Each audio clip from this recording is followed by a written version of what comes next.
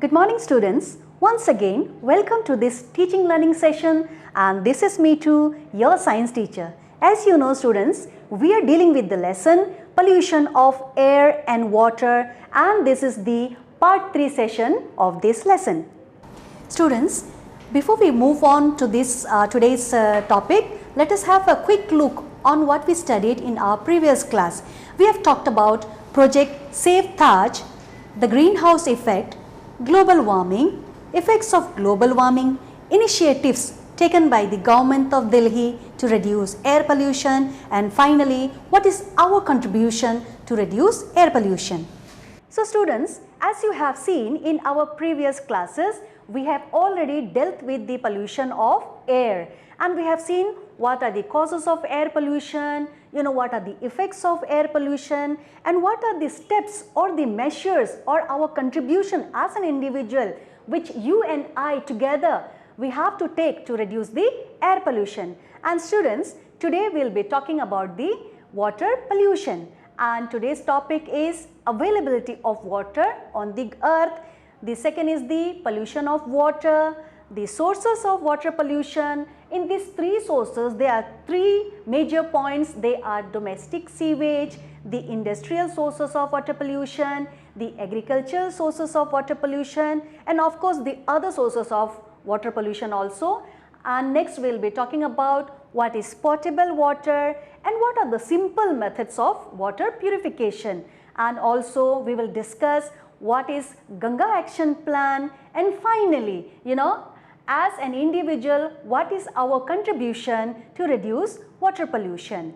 So, first of all, we'll talk about the availability of water. Students, जैसे कि आप सभी को पता है कि हमारा पृथ्वी में 70% of the earth surface is covered by water, but in this 70% of water, for example, if you take 100% of water, here 97%, students, 97% of water is salt water. See, our earth is covered with nearly 70% of water on its surface, and we have only 97% of salt water which is not suitable for human consumption. So this is salt water, and rest how many percent is left? Only 3%. And dear students, let me tell you, this among this 3% of fresh water also, 2% is the water which is locked in the form of ice cap and the glaciers. बच्चों, ये 97% हमारे पृथ्वी में समुद्री जल है, which means लवण वाला जल, जो हमारे उपयोग के लिए उपयोग के योग्य नहीं है. देन जो 3% बचती है, उसमें से भी 2% जो मीठी जल जो है, जो अच्छा जल है, वो बर्फ या आइस कैप के रूप में कैद है, या भौम जल के रूप में जमीन के नीचे कैद है, and only 1% is left for human consumption,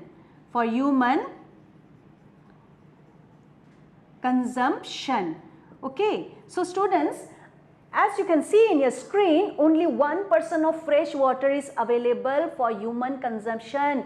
बच्चों, ये 100% में 97% salt water हो गया, 3% में से 2% जो है water is in a form of glaciers or ice cap, which is unavailable for human use, and only 1% is left for human consumption.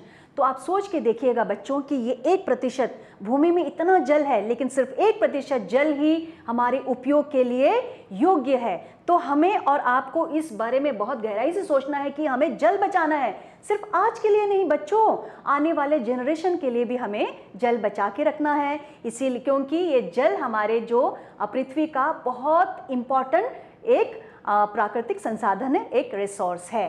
Next, you can see on your screen that this is the slide shows you the 90% of salt water and 2% of fresh water which is in the frozen or unavailable form, and only 1% of water is left for human consumption.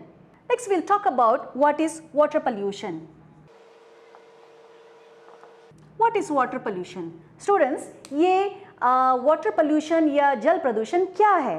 Water pollution is the contamination of water with chemicals or other foreign substances that are detrimental to living organisms.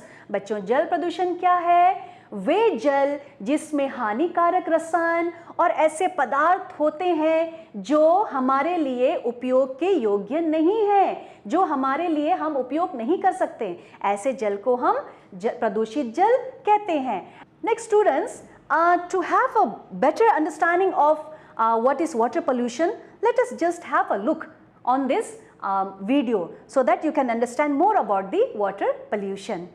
बच्चों, जल मानव, जंतुओं तथा पौधों के लिए सबसे जरूरी संसाधनों में से एक है. बिना जल के सजीवों का जीवन असंभव है. जल सभी सजीवों को बढ़ने तथा फलने फूलने में सहायक है. आपके टीवी स्क्रीन पर दिखाए जा रहे क्रियाकलापों को ध्यानपूर्वक देखिए. इन तीनों में क्या समानताएं हैं? बच्चों, ये तीनों क्रियाकलाप जल की भूमिका को दर्शाते हैं. बच्चों, हमें पता है कि पृथ्वी का 70% भाग जल से ढका हुआ है तथा जल प्राकृतिक संसाधनों में से सबसे ज्यादा बहुमूल्य है. बच्चों, क्या आपको पता है कि यह जल कहाँ से आता है? जल प्राकृतिक स्रोत जैसे तालाब, नदियां तथा समुद्र से प्राप्त होता है, परंतु हम मानव जाति इन स्रोतों को कैसे नष्ट कर रहे हैं? आइए हम गंगा नदी का उदाहरण देखते हैं. भारत के हजारों लोग अपने जीविका तथा विभिन्न गतिविधियों के लिए गंगा नदी पर आश्रित है, परंतु कुछ वर्ष पहले शोध करने पर पता चला है कि गंगा नदी विश्व के 10 सबसे प्रदूषित नदियों में से एक है. इसके प्रदूषित जल में बैक्टीरिया, वायरसेस, फंगाई तथा पैरासाइट हो सकते हैं जो कॉलेरा, टाइफाइड तथा जॉन्डिस जैसे रोगों के कारक है. बच्चों, आइए अब हम जल प्रदूषण के कुछ स्रोतों के बारे में जानेंगे. जल प्रदूषण अम्ल वर्षा, मृदा अपरदन, खेतों से बहने वाले रासायनिक उर्वरकों वाले जल, कारखानों से छोड़ी गई रासायनिक जल तथा शहरों से निकलने वाली अपशिष्ट जल है. कारखानों से निकलने वाले रासायनिक जल में कुछ जहरीले पदार्थ जैसे आर्सेनिक, लेड तथा मर्क्यूरी जलीय जीवों के लिए हानिकारक होते हैं. कुछ कारखाने गर्म मशीनों को ठंडा करने के लिए साधारण जल लेते हैं तथा गर्म जल को जल स्रोतों में बहा देते हैं. ये गर्म जल जलीय जीवों के लिए मृत्यु का कारण बनता है. बच्चों, क्या आपने कभी ध्यान दिया कि कुछ तालाब हरे रंग का दिखता है? इसका कारण तालाब में बहुत ज्यादा मात्रा में हरा शैवाल है. जब वर्षा होती है तो वर्षा जल खेतों में उर्वरक को बहा ले आते हैं तथा ये उर्वरक शैवाल के लिए पोषक तत्वों का कार्य करता है और ये शैवाल बहुत अधिक मात्रा में बढ़ने लगता है. जब ये शैवाल मर जाते हैं तो ये बहुत सारे बैक्टीरिया के भोजन का स्रोत बनता है. बैक्टीरिया जल में बढ़ने लगता है तथा ये जल से घुली हुई ऑक्सीजन को ले लेते हैं तथा ऑक्सीजन की कमी से मछली तथा अन्य जलीय जीव मर जाते हैं.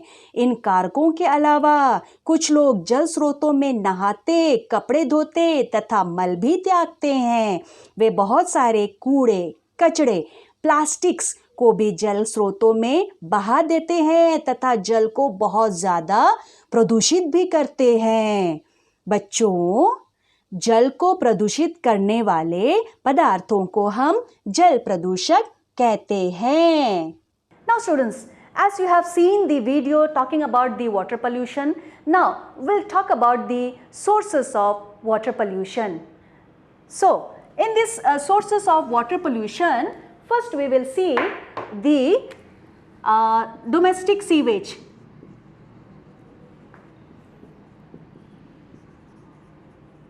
First is the domestic sewage. Students, now what is domestic sewage? It is a waste water which is generated from our homes. बच्चों, ये domestic sewage क्या है? ये वे ऐसे प्रदूषित जल है जो हमारे घरों से निकलती है। वे सारे जल जो हमारे घरों से निकलती है, चाहे हमारे वॉशरूम से हो, चाहे हमारे किचन से हो, चाहे हमारे टॉयलेट से हो, ये सारे जल जो प्रदूषित होते हैं हमारे घरों से निकलते हैं, उसे हम डोमेस्टिक सीवेज कहते हैं। Then it includes plant waste, human excreta, waste from soaps and detergents etcetera. बच्चों हमारे घर से बहुत सारे प्लांट वेस्ट निकलते हैं जो जल को प्रदूषित करते हैं। इंसान के मल, ह्यूमन एक्सक्रीटा, और हमारे बाथरूम से, हमारे वॉशरूम से, soaps, the detergents, the shampoos, the dyes, ये सब जो हम लोग यूज़ करते हैं इसमें हार्मफुल केमिकल्स होते हैं जो ड्रेनेज के थ्रू से किसी न किसी वाटर सोर्सेस में चला जाता है और जल को प्रदूषित करता है। Then untreated sewage becomes the carrier of disease causing microorganisms present in human and animal feces। and बच्चों हमारे जो घरों से जो सीवेज निकलता है उसको हम अगर ट्रीट नहीं करेंगे, उसमें से प्रदूषक या हानिकारक तत्वों को नहीं निकालेंगे, तो ह्यूमन फीकस, इंसानी और जानवरों के मल में से जो सूक्ष्म जीव होते हैं, बहुत सारे हानिकारक रोग कारक सूक्ष्म जीव होते हैं जो जल के स्रोत में जाके मिक्स हो जाते हैं, और ऐसे जल को अगर हम उपयोग करेंगे तो यकीनन हम बहुत ज़्यादा बीमार हो जाएंगे। Now students, this slide shows you how we human beings we pollute the sources of water। See, इस चित्र में आपको दिखाया जा रहा है कि लोग नदी के किनारे लोग नहा रहे हैं एंड बहुत सारी गंदगियाँ, अशुद्धियाँ जल में बहा देते हैं। So next we'll talk about the industrial sources of water pollution। The second source is the industrial sources। Industrial sources of water pollution। Students, you might have seen कि बहुत सारे कारखाने होते हैं शहरों में, कारखाने, फैक्ट्री, इसमें से बहुत सारे जल, उसके जो पाइपलाइन है उसमें से बहुत सारे जल जो केमिकल से लोडेड होता है, उससे कारखाने जो है समुद्रों में अन्य वाटर रिसोर्सेस में बहा देते हैं। और ऐसा जल जो फैक्ट्रीज से, जो इंडस्ट्रीज से निकल के आते हैं, वैसे वाले जल में बहुत हार्मफुल सब्सटेंसेस होते हैं, केमिकल्स होते हैं, जैसे एसिड्स होते हैं, heavy metals like mercury, arsenic, cadmium, lead होते हैं, और उसमें गर्म जल भी होता है। बच्चों, सबसे पहले मैं आपको हेवी मेटल्स के बारे में बताऊंगी।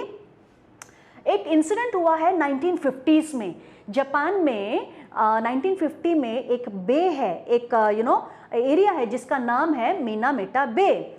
वहाँ के लोगों में अचानक पाया गया कि बहुत सारे लोगों में बहुत ज़्यादा न्यूरोलॉजिकल डिस्टर्बेंस, न्यूरोलॉजिकल प्रॉब्लम होना शुरू हो गया।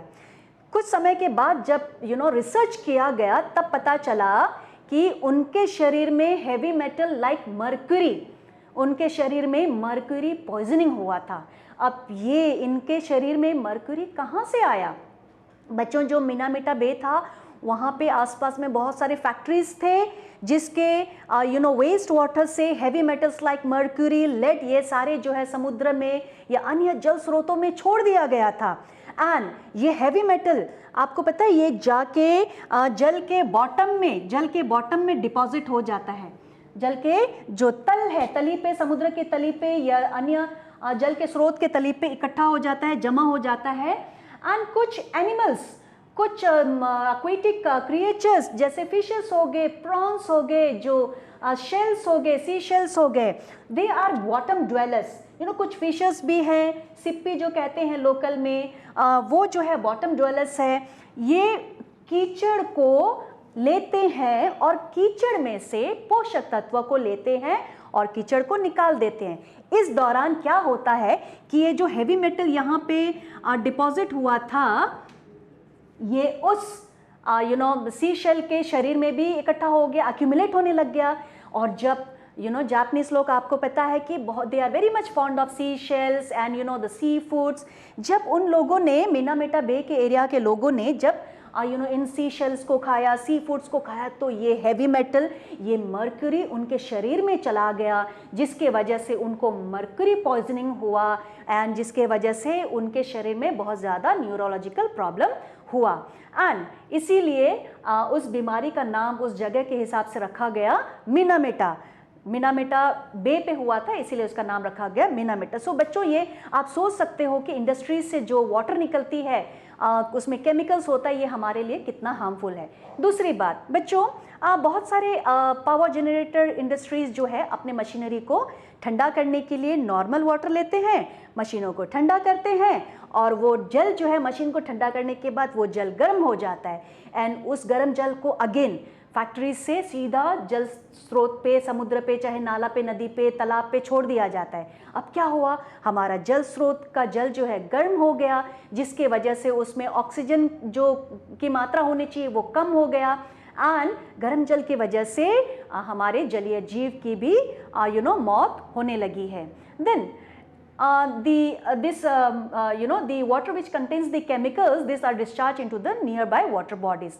The water bodies get polluted, making the water unsuitable for use. And now the final stage is all the industries and factories, before leaving the water into the water bodies, they should treat the water. बच्चों, वो जल जिसमें बहुत सारे हानिकारक तत्व होते हैं, उसके ट्रीटमेंट करने के बाद, प्रॉपर ट्रीटमेंट के बाद ही उसे जलाशयों में छोड़ना चाहिए। देन ये you can see in the slide see, you can see very well कि कैसे इंडस्ट्रीज से ये गंदी जल, ये जो केमिकल वाले जल, ये प्रदूषित जल कैसे वाटर बॉडी में छोड़ा जा रहा है। Next will talk about the agricultural sources of water pollution. The agricultural sources.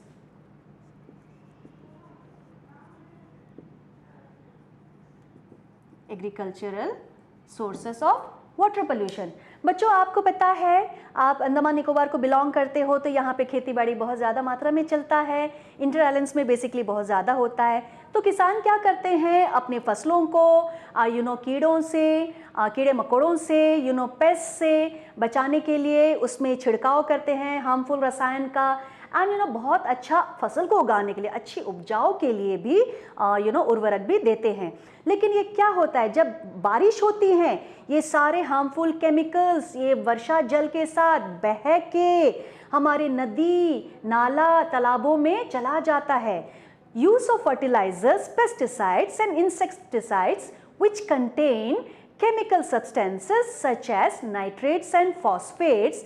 These chemicals reach the water bodies along with the surface runoff from the agricultural fields and pollute the water. They also cause eutrophication. Now, बच्चों, जब ये harmful chemicals वर्षा जल के साथ में जल स्रोतों में जाता है और अगर हम उस जल का सेवन करते हैं, उपयोग करते हैं, तो हमें बहुत तरह के रोग हो सकते हैं। अगली बात, दूसरी बात, दी उर्वरक, the fertilizers like nitrates and phosphates, ये आपको पता है ये पौधों को अच्छी मात्रा में उगाने के लिए उपयोग किया जाता है। अब क्या हुआ, जल स्रोत के साथ में ये नाइट्रेट्स एंड फॉस्फेट भी तालाब में, नदी में चला गया। अब क्या हो गया, ये उर्वरक जब नदी तालाब में पहुंचा, आपको पता है कि नदी और तालाब में कुछ काई या एल्गे होता है जो वहाँ पे ग्रो करता है, और जब ये नदी तालाब में जब इस काई को, एल्गे को नाइट्रेट्स एंड फॉस्फेट मिला, तो एल्गे बहुत ज़्यादा मात्रा में ग्रो करने लगा, एल्गे ब्लूम करने लगा। इससे एल्गे का, काई का तालाब में, नदी में अचानक बहुत ज़्यादा मात्रा में ग्रो करना, ब्लूम करना, इसे हम यूट्रोफिकेशन कहते हैं। तो बच्चों, ये उर्वरक के वजह से बहुत सारे काई नदी तालाब में उग गए, तो ये काई, ये एल्गे ऑक्सीजन में जो घुलन ऑक्सीजन होती है जल में, उसे एब्जॉर्ब करता है, जिसकी वजह से उस एरिया के जल में ऑक्सीजन की मात्रा कम हो जाती है। एंड बच्चों, फाइनली जब ये एल्गे जब मर जाता है, जब सड़ जाते हैं, तो ये बैक्टीरिया का भोजन बनता है, बहुत सारे बैक्टीरिया आने लग जाते हैं, एंड ये बैक्टीरिया उस जल स्रोत में से ऑक्सीजन ले लेता है, जिसके वजह से उस जल स्रोत में ऑक्सीजन की कमी हो जाती है और जलीय जीव मर जाते हैं। So students, you can see in this slide the agricultural runoff, कैसे खेतों से केमिकल वाले जल,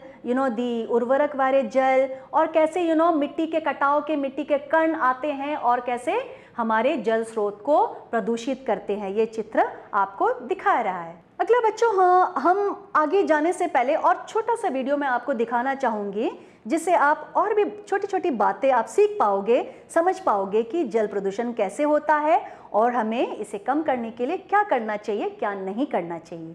आइए देखते हैं एक छोटी सी video. Students, our today's topic is water pollution. What is water pollution? Contamination of water by harmful substances which affects life on earth is termed as water pollution. Due to human activities, our water is getting more and more polluted day by day. Household garbage is disposed into various sources of water. Many people perform their domestic activities like bathing, washing clothes and utensils, etc. in these sources of water.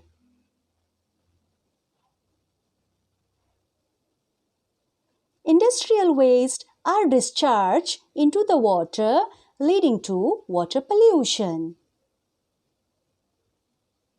Students, consumption of this polluted water leads to diseases like cholera, typhoid, diarrhea, etc. in human beings. Polluted water also adversely affects the aquatic life. We need to make sure that we do not pollute water. Domestic activities like bathing, washing clothes and utensils should not be done in rivers, lakes, ponds, etc. Household garbage should not be disposed in the various sources of water.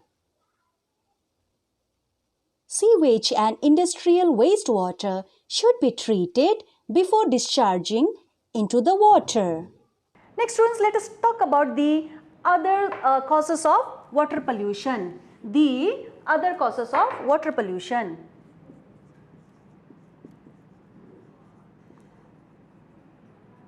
Other causes of water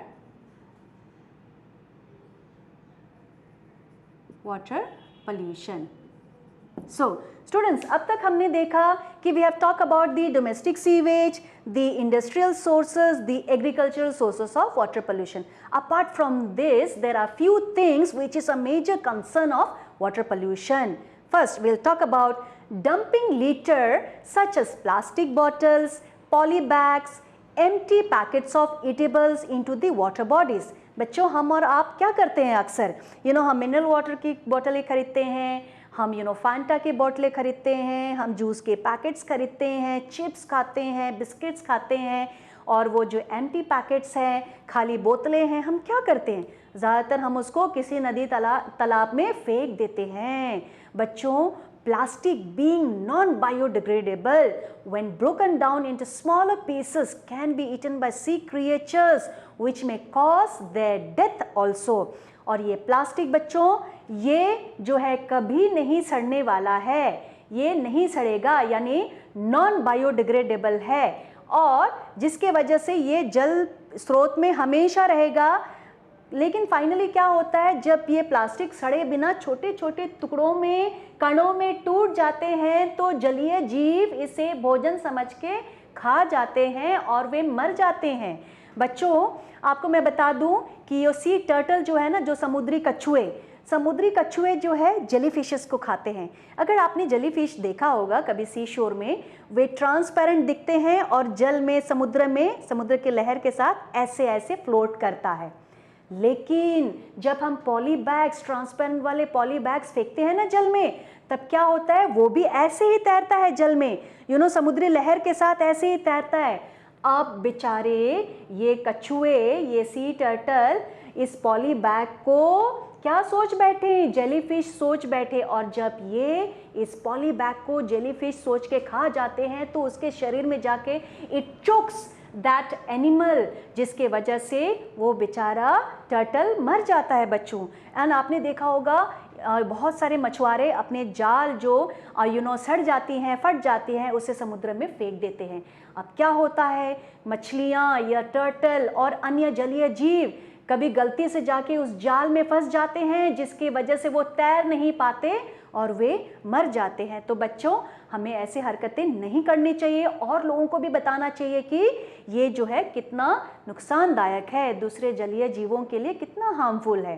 then oil spills is a major source of water pollution in seas and ocean.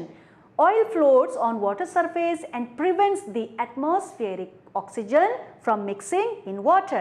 This reduces oxygen content of water, thereby endangering the marine life. बच्चों, oil spill का मतलब है जल स्रोत में, चाहे समुद्र में हो, चाहे नदी तालाब में हो, चाहे खाड़ी हो, तेल का रिसना। आपको पता है कि तेल एक देश से दूसरी देशों में जाता है, जैसे ज़्यादातर खाड़ी के देशों में क्या होता है, ऑयल जो है ट्रांसपोर्ट होता है, एंड बड़े बड़े टैंकर्स होते हैं, शिप्स होते हैं जो ऑयल को कैरी करता है। एंड उसमें से कभी क्या होता है, टैंकर का एक्सीडेंट हो जाता है तो बहुत सारा ऑयल, तेल जो है समुद्र जल में चला जाता है। एंड बहुत सारे लीकेज से भी शिप्स एंड बोट्स, ये सब में से ऑयल जो रिसती है ना, उसमें से भी ये ऑयल जो है समुद्र जल में जाता है। एंड मुझे उम्मीद है आप सभी को पता है कि तेल जो है जल से हल्का होता है और ये जल के ऊपर तैरता है।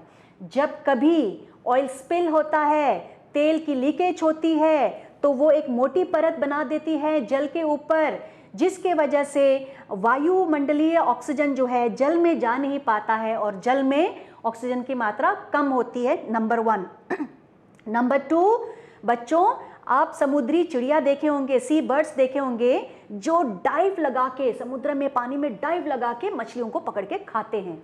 बेचारी ये चिड़िया, उनको तो पता नहीं है कि ऑयल स्पिल हुआ है। जब वो डाइव लगाते हैं तो तेल जो ऊपरी परत में रहता है और उसके फदर में, उसके पंखों में ये तेल चिपक जाते हैं और ये चिड़िया मर जाती है। वैसे ही कछुए भी मर जाते हैं, मछलियाँ मर जाते हैं। बच्चों, हाल ही मैंने टीवी में न्यूज़ में सुना था कि ये ऑयल स्पिल के वजह से millions of sea birds and the aquatic animals मर रहे हैं। तो इट्स अ मेजर इशू। हमें अपने पर्यावरण को बचाना है, वहाँ रहने वाले जीवों को बचाना है, तो हमें अपनी जो गतिविधियों पर ध्यान देना है कि ऑयल स्पिल ना हो। अभी बच्चों, रिसेंटली मुझे लगता है लास्ट वीक मैंने न्यूज़ में सुना था कि सीरिया के क्रीक में बहुत मेजर ऑयल स्पिल हुआ है, जिसके वजह से बहुत सारे जीव जो है मर गए हैं। Next you can C in this picture the harmful effects of plastic in water bodies। देखिए आप,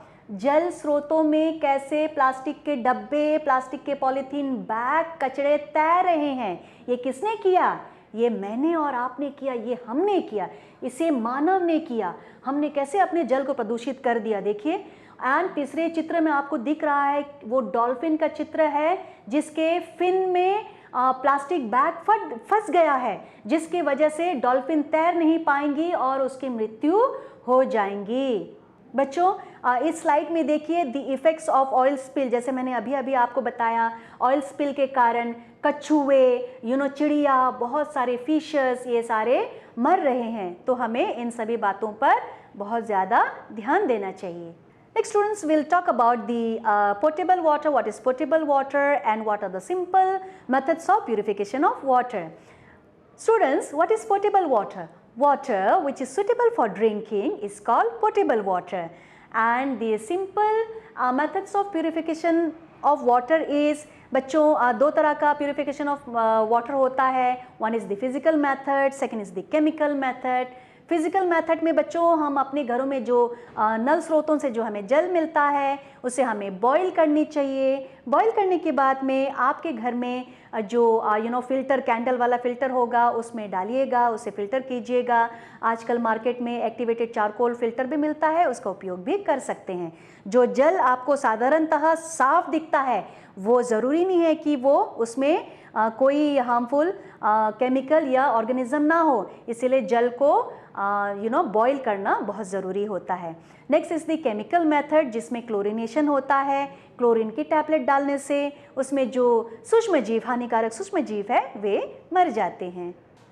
So, next students will talk about Ganga Action Plan. As you know, River Ganga is a major river of Indian subcontinent which sustains the life of entire northern plains of India. Ganga river के ऊपर में बच्चों बहुत सारे हज़ारों लोग जो है गंगा नदी पर आश्रित है अपने जीविका के लिए।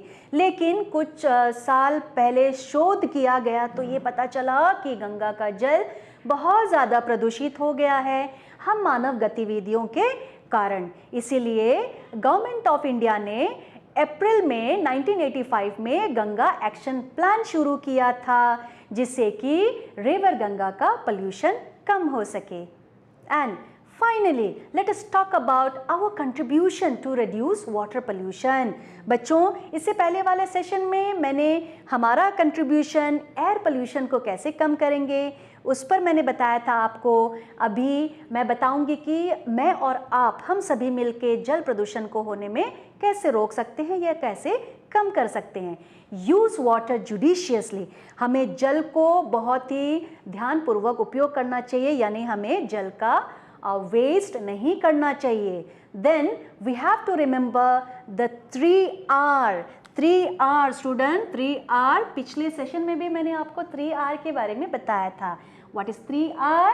दी, reduce, the, reuse and the recycle. बच्चों, अगर हम अपने जीवन में इन 3R's को फॉलो करते हैं ना तो हम वायु को भी प्रदूषित होने से रोक सकते हैं, कम कर सकते हैं, एंड जल प्रदूषण को भी कम कर सकते हैं। यानी 3R क्या है? हमें जल प्रदूषण क्यों हुआ? हमने उसमें प्लास्टिक डाले, हमने उसमें खाली बोतलें डाले, खाली रैपर्स डाले। अगर हमने कम पैक्ड फूड का इस्तेमाल किया तो प्रदूषण कम होगा, और अगर हमने इस्तेमाल किया भी उस खाली कंटेनर को हमने रीयूज़ किया तब भी प्रदूषण कम होगा। एंड अगेन अगर हमने उस प्लास्टिक कंटेनर को रिसाइकल यूनिट में भेजा, रिसाइकल किया, तब भी प्रदूषण कम होगा। इसलिए हमें अपने जीवन में ये 3R को फॉलो करना बहुत ही ज़रूरी है। Then we should not do not litter neither on the ground nor in the water।